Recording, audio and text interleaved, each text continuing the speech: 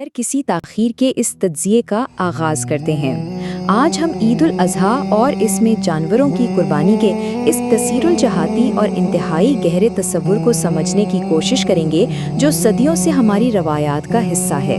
हम इन हक़ाइक़ और जज्बाती पहलुओं पर बात करेंगे जो अक्सर हमारी रोज़मर्रा की मसरूफ़ियात से नज़रों से ओझल रह जाते हैं।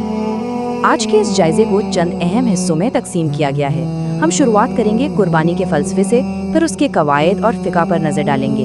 इससे जुड़े जज्बाती पहलू को समझेंगे, माशरे और खैरात में इसके किरदार को देखेंगे और आखिर में बात करेंगे इस अमल के पीछे छुपी हतमी नीयत की। तो चले आगे बढ़ते हैं हमारे पहले हिस्से की तरफ, जो है कुर्बानी का फ़लसफ़ा और उसका इलाही मेयार। यहाँ एक बहुत ही दिलचस्प और गहरी बात समझने वाली है। सूरत अल हज की आयत नंबर 37 हमें बताती है कि ज़ाहिरी गोश्त या खून की रूहानी अक़ीदत के सामने कोई हैसियत नहीं है।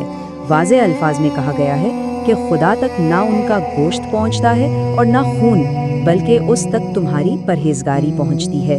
यानी असल मकसद महज कोई रस्म पूरी करना नहीं है, बल्कि सारा दारोमदार दिल के तक़वा और खुलूस पर है। इस बुनियादी फ़लसफ़े को समझने के बाद अब हम चलते हैं हिस्सा दोम की जानिब, क़वायद और फ़िक़्ह, यानी इस अजीम रिवायत की तश्कील कैसे होती है। ज़ाहिर है कि इतने बड़े और गहरे फ़लसफ़े को अमली जामा पहनाने के लिए कुछ इंतहाई मोहतात क़वायद भी ज़रूरी हैं। मुस्तनद और मशहूर किताब मिशकातुल मसाबीह हमें हलाल खुराक और ज़बीहा के हवाले से बिल्कुल वाज़ेह कानूनी और अखलाकी ज़ाब्ते फराहम करती है। ये हमें बताती है कि इस सारे अमल को कितनी संजीदगी, एहतियात और ज़िम्मेदारी के साथ अंजाम दिया जाना चाहिए। अगर हम इसी किताब से अख्ज़ करदा उसूलों को देखें तो ये बात बिल्कुल वाज़ेह हो जाती है कि जानवरों या परिंदों को बिला ज़रूरत मारने की सख्ती से मुमानियत है। ज़िबा का असल मकसद सिर्फ़ और सिर्फ खून को मुकम्मल तौर पर बहाना है, और हाँ, नुकीले दांतों वाले दरिंदों या शिकारी परिंदों का गोश्त तो मुकम्मल तौर पर हराम करार दिया गया है। ये सब सख्त उसूल महज पाबंदियाँ नहीं हैं, बल्कि ये तो जानवरों के साथ इंतहाई हमदर्दी और रहमदिली का एक शानदार फ्रेमवर्क बनाते हैं। अब आते हैं हिस्सा सोम की तरफ, जज्बाती पहलू जो कि एक बिल्कुल जिंदा हकीकत है। एक तरफ तो हमने कानूनी ढांचा देख लिया, लेकिन ज़रा दूसरी तरफ हकीकी ज़िंदगी के मनाजिर का तसव्वुर करें। बच्चे उन जानवरों के साथ किस कदर शदीद जज्बाती वाबस्तगी कायम कर लेते हैं। एक घर के मंजर में बताया जा रहा है कि अली का बकरा कटने जा रहा है और वो रो रहा है। ये आंसू दरअसल उस रिश्ते की गहराई को बयान करते हैं जो महीनों की देखभाल और प्यार के बाद बन जाता है। और यही वो मकाम है जहाँ सच्ची कुर्बानी का मफ़हूम निखर कर सामने आता है। ये महज पैसे खर्च करने का नाम बिल्कुल नहीं है, बल्कि ये उस दर्द को महसूस करने का नाम है जब इंसान किसी ऐसी चीज़ को अपने से जुदा करता है जिससे उसने पाला पोसा हो। जैसा कि एक शख्स ने दूसरे को तसल्ली देते हुए बिल्कुल दुरुस्त कहा कि यही होती है असल कुर्बानी। तूने उसकी खिदमत की तो रात 3-4 बजे तक उसके बिस्तर के पास चारपाई लगाकर बैठा रहा, तूने उसे भगाया नहीं। ये जज्बाती वजन इतना ज़्यादा होता है कि अक्सर औकात हम देखते हैं कि अफराद और ख़ास तौर पर बच्चे इसी जानवर का गोश्त खाने से साफ इनकार कर देते हैं। ये कहना कि मैं बकरे की कलेजी नहीं खाऊंगा क्योंकि मैं उसे खाना खिलाता था, इस इंतहाई खालिस और गहरे ताल्लुक की अक्कासी करता है, जो इस पूरे अमल को एक बिल्कुल ही नया और खूबसूरत मतलब दे देता है।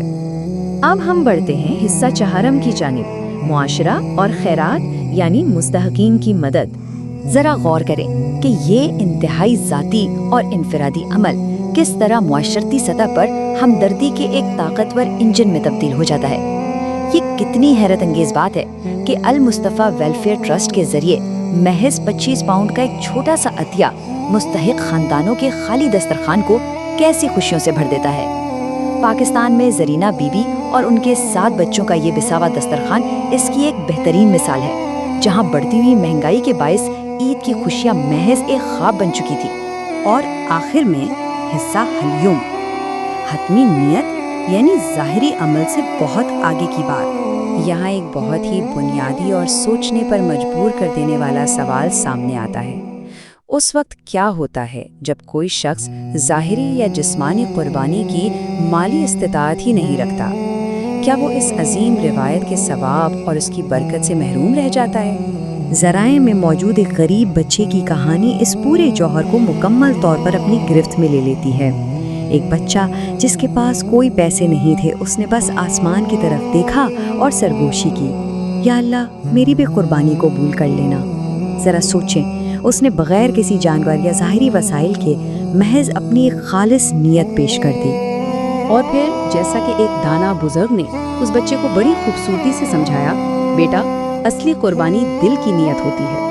یہ ایک جملہ اس پورے موضوع کا نچوڑ ہے اور ہمارے اس تجزیے کو بالکل اسی نقطے پر واپس لے آتا ہے جہاں سے ہم نے آغاز کیا تھا۔ گوشت اور خون بالکل نہیں، بلکہ نیت اور تقویٰ ہی اصل چیز ہے۔ اس معلوماتی نشست کو ہم ایک حتمی اور فکر انگیز سوال کے ساتھ ختم کریں گے۔ اگر جسمانی قربانی محض ایک ذریعہ ہے تو انسان خالص نیت اور دلی ہمدردی کی اس سچی روح کو عید کے صرف چند دنوں تک محدود رکھنے کے بجائے اپنے روزمرہ کے ہر عمل میں کیسے شامل کر سکتا ہے؟ یقیناً یہ فلسفہ ہماری عام زندگیوں کو بے حد بامقصد بنا سکتا ہے۔ اس تجزیے میں ہمارے ساتھ شامل رہنے کا بہت شکریہ۔